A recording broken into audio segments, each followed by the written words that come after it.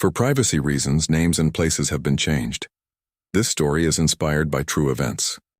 In the late spring of 2001, four college friends, Mateo Cruz, Lila Porter, Devin Cho, and Anya Petrov, all between 18 and 22, began a challenging cross-country trek in Yosemite National Park, California. Radio silent by dusk, they vanished into a sudden storm on the treacherous Lyell Glacier headwall. Despite an extensive search and rescue operation led by veteran SAR lead Jonah Peel, the four hikers vanished without a trace. For 14 agonizing years, their families lived with agonizing uncertainty. Then, in 2015, near the melting Lyell Glacier, a haunting discovery was made. This is the complete investigation into what happened to Mateo Cruz, Lila Porter, Devin Cho, and Anya Petrov. Before we continue, let us know where you're watching from, and if you enjoy this content, consider liking and subscribing to our channel. Now let's continue. Yosemite National Park, a jewel of the Sierra Nevada, presents a landscape of unparalleled grandeur. Its towering granite cliffs, ancient sequoia groves, and cascading waterfalls draw millions each year. Yet, beyond the well-trodden paths lies a vast, unforgiving, high-altitude wilderness, a realm of stark beauty and profound danger. This was the arena chosen by four college friends in the late spring of 2001 for an ambitious cross-country bid. Mateo Cruz, Lila Porter, Devin Cho, and Anya Petrov, all between 18 and 22 years old, embodied the boundless optimism of youth. Their shared passion for the outdoors fueled their desire to tackle the park's challenging interior, a journey that promised both breathtaking vistas and significant physical demands. They were equipped for their expedition, possessing a level of experience suitable for their age, and brimming with the confidence that often accompanies such grand undertakings. Their ambition was clear: to traverse sections of the park seldom seen by casual visitors, pushing their limits in the heart of nature. Their meticulously planned route involved navigating some of Yosemite's most remote and rugged terrain, a multi-day trek that required not only physical endurance, but also precise navigation skills and a keen awareness of the park's notoriously unpredictable weather patterns. Late spring in the High Sierra can be a capricious season, alternating between stretches of warm, sunny days and sudden, violent storms that can descend without warning. It was this inherent volatility that would ultimately prove catastrophic. On what began as a clear morning, a severe late spring storm swiftly materialized, enveloping the park's upper elevations in a maelstrom of snow, ice, and plummeting temperatures. Visibility rapidly deteriorated to near zero, and the wind howled through the high passes, transforming the familiar landscape into a disorienting, hostile environment. As dusk approached on that fateful day, the park rangers monitoring their progress via radio noted an ominous silence. The scheduled check-in transmission from Mateo, Lila, Devin, and Anya never came. Repeated attempts to re-establish contact yielded only static, a chilling absence of response. The sudden cessation of communication, coupled with the escalating ferocity of the storm, now raging across the high country, immediately triggered deep concern within the park's command center. It was clear the four young adventurers were no longer merely off-grid. They were in grave peril, swallowed by the raging tempest, their fate uncertain as the first long, cold night descended upon the high country. The immediate realization was stark and chilling. The friends were almost certainly lost, caught in a storm that had turned the wilderness into a deadly trap, necessitating an urgent and desperate search operation that would begin at first light. The dawn following the radio silence brought no respite from the storm's fury, yet it marked the immediate call to action for Yosemite's search and rescue teams. Specialized units comprising experienced mountaineers, trackers, and medical personnel rapidly mobilized, deploying into the vast and now deeply hostile wilderness. Jonah Peel, a veteran SAR lead with decades of experience navigating the park's treacherous terrain, took charge of the daunting coordination effort. His face, etched with the strain of countless past emergencies, conveyed the gravity of the situation as he briefed his teams, emphasizing the urgency and the extreme risks they faced. The challenges were immense and immediate. The late spring storm continued its relentless assault, dumping feet of fresh snow across the high country, obscuring trails and creating treacherous avalanche conditions. Visibility remained critically low, often reducing to mere yards, making aerial reconnaissance impossible and ground patrols agonizingly slow. The Lyell Glacier headwall area, the last known general vicinity of the four hikers, presented a particularly formidable obstacle. This rugged, expansive terrain of steep rock faces, deep crevasses and shifting ice was now buried under a fresh blanket of snow, rendering any sign of passage virtually invisible. SAR teams embarked on extensive grid searches, meticulously combing designated sectors, often on skis or snowshoes, probing the deep snow with avalanche poles. Dog teams were deployed, their keen senses attempting to cut through the scent-scouring winds and snow. Days bled into weeks, each passing moment eroding hope.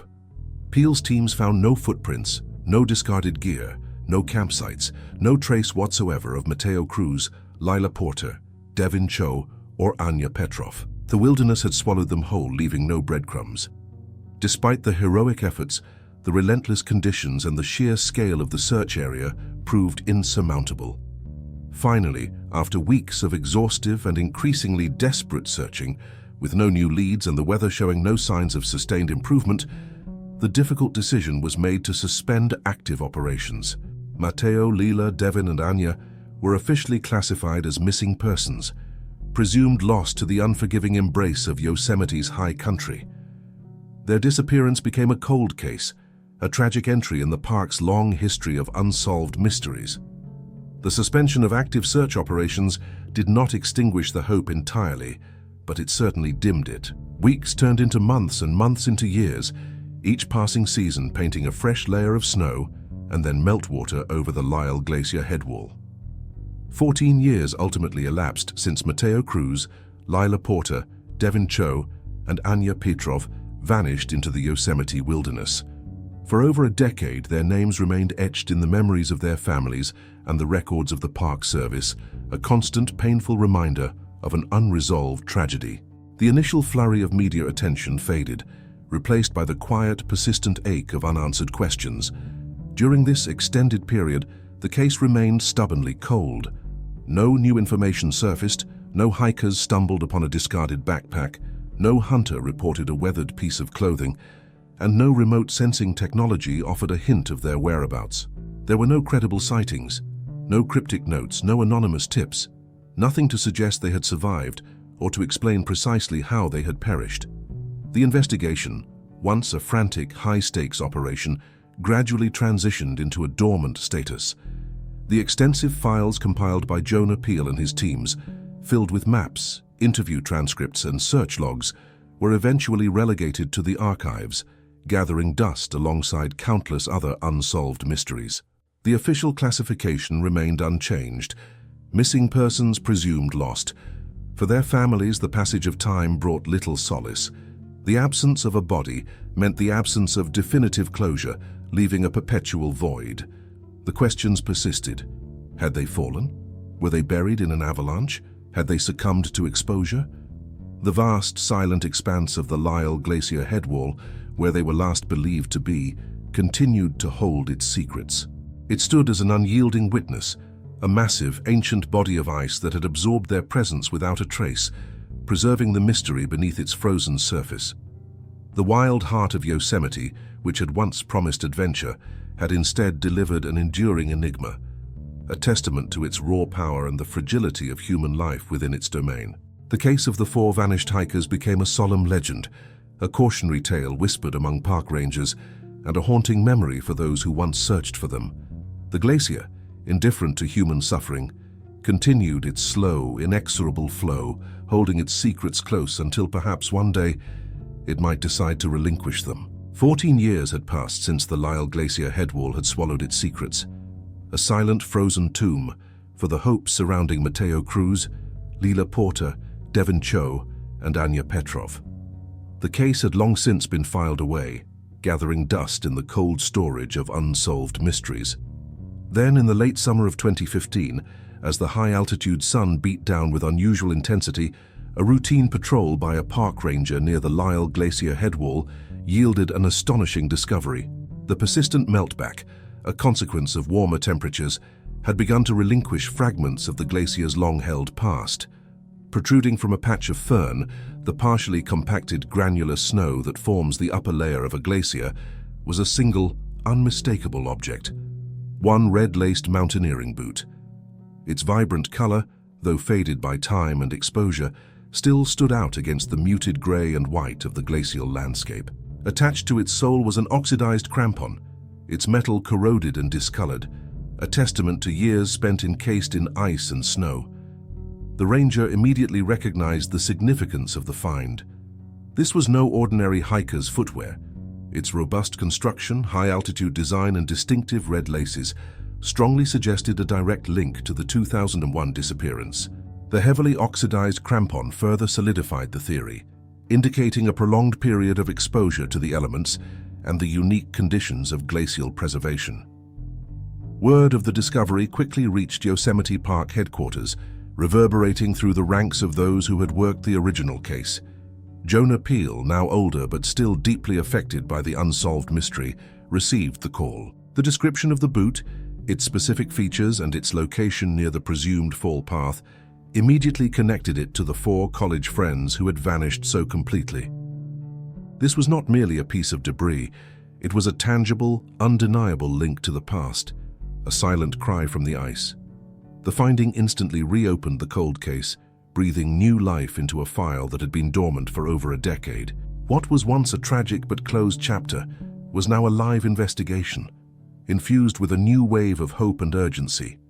The glacier, after years of silence, had finally begun to speak, and its first utterance was a single, red-laced boot, offering the first real clue in 14 years to the fate of Matteo, Leela, Devin, and Anya. The search for answers, long abandoned, was now reignited with a focused intensity, propelled by the silent testimony of a forgotten piece of gear emerging from the ice. The discovery of the red-laced boot immediately refocused the dormant investigation. Jonah Peele, the seasoned SAR lead who had overseen the initial fruitless search 14 years prior, was called back to active duty. The weight of the unsolved case, which had lingered with him for over a decade, was now replaced by a renewed sense of purpose. With the boot's precise location near the Lyell Glacier headwall, the search area, once impossibly vast, had been dramatically narrowed, providing a tangible starting point for a new targeted operation. The recovered boot became the immediate focal point for forensic examination. Despite its age and the corrosive effects of years encased in glacial ice, specialists meticulously analyzed its every detail.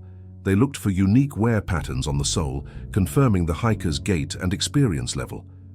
Manufacturer's marks were cross-referenced with known gear from 2001. Though heavily oxidized, the crampon was studied for any signs of impact or damage that might suggest the nature of a fall. Embedded debris, if any, could potentially link it to specific rock types or ice formations in the area. The hope was that the boot itself, a silent artifact of the past, could whisper clues about its owner's final moments. While the boot provided a critical clue, the Lyell Glacier headwall remained an unforgiving environment. Peele's teams, now equipped with more precise coordinates, faced the same inherent dangers that had plagued the original operation, exacerbated by 14 years of glacial movement. The glacier was a dynamic, living entity. Crevasses, hidden beneath fresh snow or exposed by melt, presented constant hazards. Seracs, towering blocks of ice, threatened to calve without warning. Meltwater channels carved treacherous paths across the ice, and the very ground beneath their feet was a shifting, unstable entity. Specialized equipment, including ground-penetrating radar, ice axes, and extensive rope systems, became indispensable tools in this renewed perilous search. Even with the specific location of the boot, the vastness of the glacier and the harsh environment still posed significant hurdles.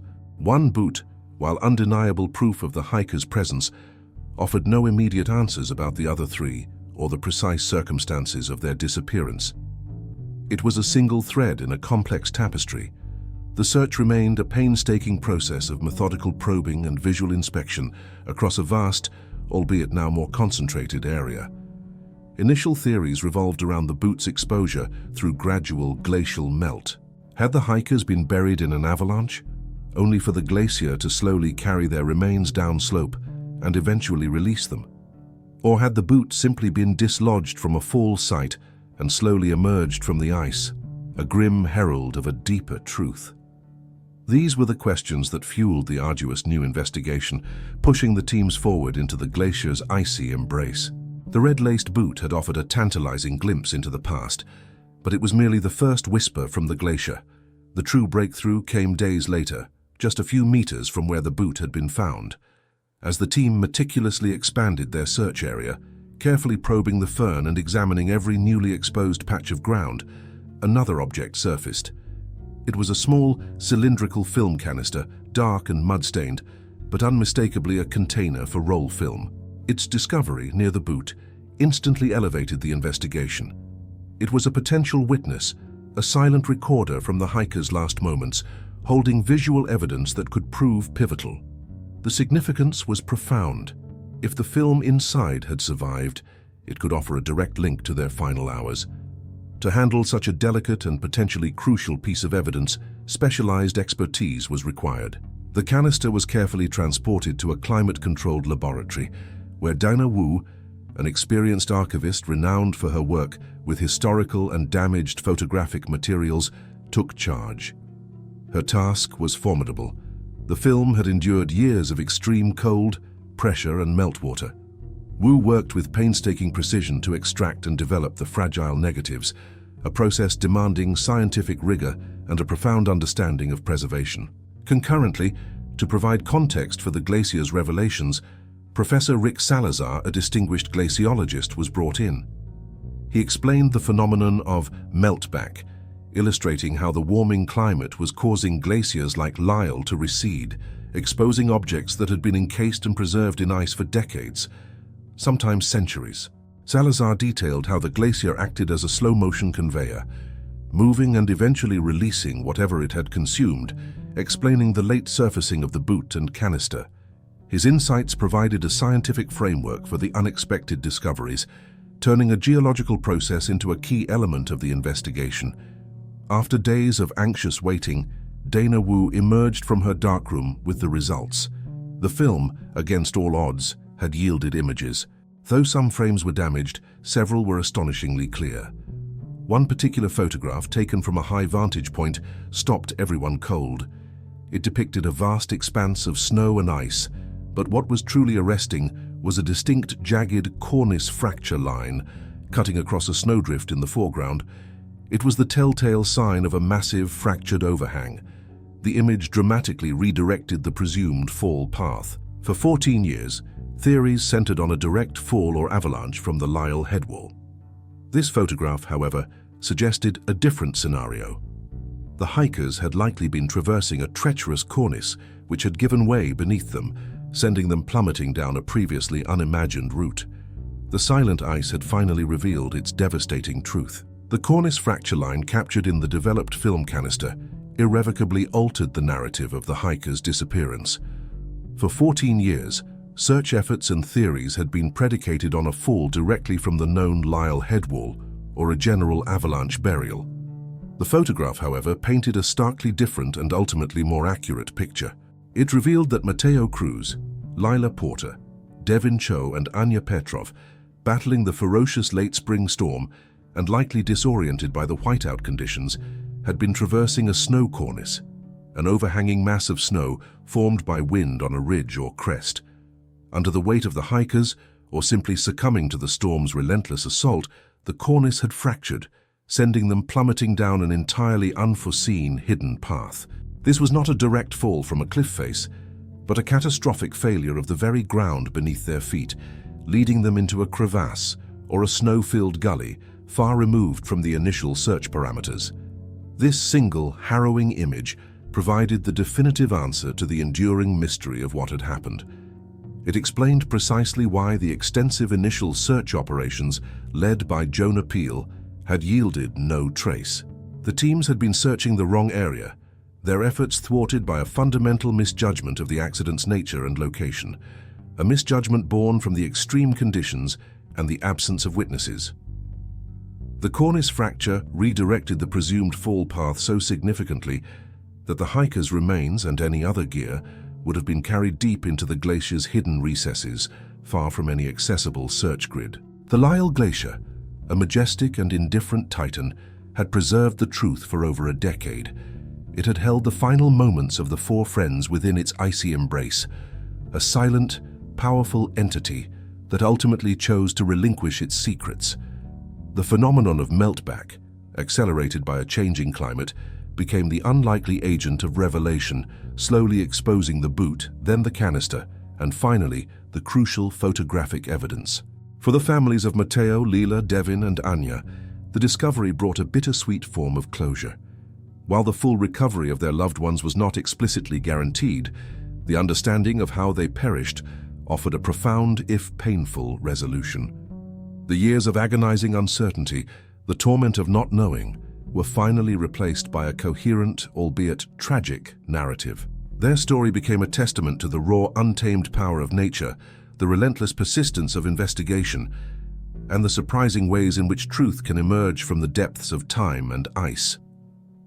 The legacy of the four vanished hikers endures, a poignant reminder of the inherent risks of the wilderness and the patient, silent testimony of the earth itself.